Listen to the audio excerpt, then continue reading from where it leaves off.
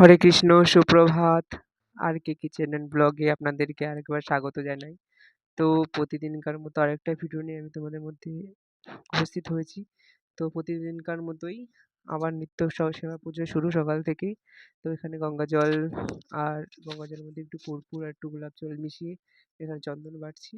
তো চন্দন বাটা কমপ্লিট হয়ে গেছে আমার। এবার পুজোর বাসনগুলো স্থাপন করে নেব। পুজোর বাসনগুলো সব বসানো হয়ে গেছে। বাসনগুলো বসিয়ে দেখে নাও এখানে জল শঙ্খ আদি ঘণ্টা স্থাপন, ওখানে ধূপ দ্বীপ, এখানে থালায় চন্দন কর্পূর সব দিয়া রয়েছে। তো অর্চন হয়ে গেছে আমার। অর্চন হয়ে যাওয়ার পরে দেখো আমার রাধা মদন মোহনকে দর্শন করে নাও। তো এখানে অর্চনের শেষে চলে এসেছি রান্নাঘরে। আজকে বেশি কিছু রান্না করব না।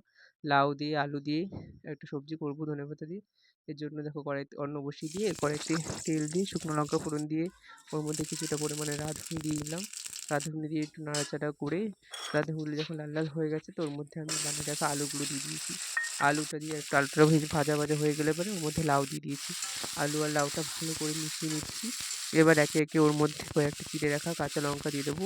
কাঁচা লঙ্কাগুলো দেওয়ার পরে আবার একটু নাড়িয়ে নেবো। আপনাদের পরিমাণ মতো ঝাল দেবেন। আমি এখানে 2টো লঙ্কা ব্যবহার করেছি। তো এবার দিয়েছি স্বাদ মতো লবণ, আর কিছুটা পরিমাণে হলুদ গুঁড়ো, কিছুটা পরিমাণে জিরের গুঁড়ো, আর কিছুটা পরিমাণে ধনে গুঁড়ো। এবার এইগুলো সবগুলো একসঙ্গে মিশ্রণ করে ভালো করে মিশিয়ে নিতে হবে। এবার এইটার মধ্যেই কষানো হয়ে যাবে মশলাগুলো। বেশি একটু পরেই জলটা দেবো। এগুলো একটু গা মিশিয়ে লাউ থেকে যখন জলটা ছেড়ে দেবে তো তখন একটু ছেঁকে দিলাম। তো দেখো এখন লাউ থেকে জলটা ছেড়ে দিয়েছে, মশলাগুলো বসেও গেছে। এর মধ্যে আমার গরম করে রাখা জলটা দিয়ে দিলাম। আর এই সাইডে আমার লাউ তরকারি হয়ে গেছে। তো এখন এখানে আবার যে কাকা যে থোড়টা দিয়ে গেছিলো, থোড়টা যে ভাজা করব। তো ওর মধ্যে থোড়টা কিছুটা তেল দিয়ে কড়াইয়ের মধ্যে ওর মধ্যে কিছুটা পরিমাণে সর্ষে দিয়ে থোড়টা দিয়ে কিছুটা কাঁচা লঙ্কা একটু হলুদ লবণ দিয়ে নাড়াচাড়া করে ঢেকে দেবো।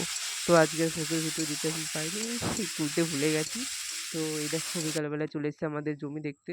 তো এসে দেখি এখনও জল শুকায়নি, এখন অনেকটা জল এই সাইডে জেঠু আমার কী বলে এটা কলাই বুনে রেখেছে। আর এই দেখো কলাইগুলো বেশ ভালোই বড় বড় হয়ে গেছে, এখনও জল টানেনি বলে এখানটায় জল টেনে গেছে বলে এখানে বুনে দিয়েছে।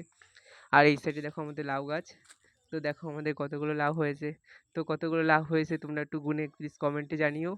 আর আজকে একটু বিকালে পিঠা বানাবো, এই জন্য চাল ভিজে রেখেছিলাম সকালে। এই দেখো পিঠে বানাবো বলে চালগুলো এবার মিক্সিতে করে নেবো, গুঁড়ো করে নেবো। তো মিক্সারে এবার চালগুলো আমি দিয়ে দিয়েছি, এবার মিক্সারে এটা গুঁড়ো করে নিচ্ছি। মিক্সারে গুঁড়ো করে নেওয়ার পরে এবার চেলেও নিচ্ছি। দেখো এখানে টোটাল আমি আজকে মনে হয় সোয়া কিলো মতো চাল গুঁড়ো করেছি। তো এই দেখো এখন পিঠে হবে, তেল পিঠে করবো। এর জন্য একটু দুধ আর চিনিটা একসঙ্গে মিশিয়ে নিচ্ছি। চিনিটা গলে যাবে এর সঙ্গে, এর ফলে বেশ পিঠেটা ভালো হবে। তো এক একের মধ্যে দিয়ে দিচ্ছি চালের গুঁড়ো। তো চালের গুঁড়ো দেওয়ার পরে ওটাকে ভালো করে যেরকমভাবে আমরা আটা মাখি ওরকমভাবে মাখিয়ে নিচ্ছি। তাতে বেশ পিঠেগুলো ভালো হয়, বেশ ভালো ফোলে, একটু মানে চিপসে যায় না, খুব সুন্দর হয় এর জন্য। তো ওর ফলে তারপর দিয়ে দিচ্ছি উষ্ণ একটু দুধ। দেওয়ার পরে ওই দেখো আমার ব্যাটারটা কত সুন্দর হয়েছে।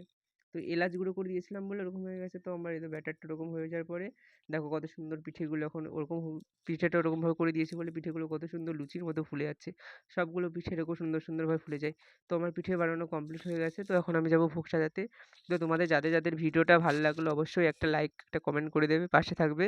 তো দেখো আমার ভোগ প্রায় আমার রান্না শেষ হয়ে গেছে। তো এখন আমি ভোগ সাজাতে চলে এসেছি পিঠেগুলো দিয়ে। মাঝখানে দুধ দিয়ে ভোগ দর্শন করে ভোগ দুর্ভোগ কাটে। সবাই ভালো থাকবে। আজকে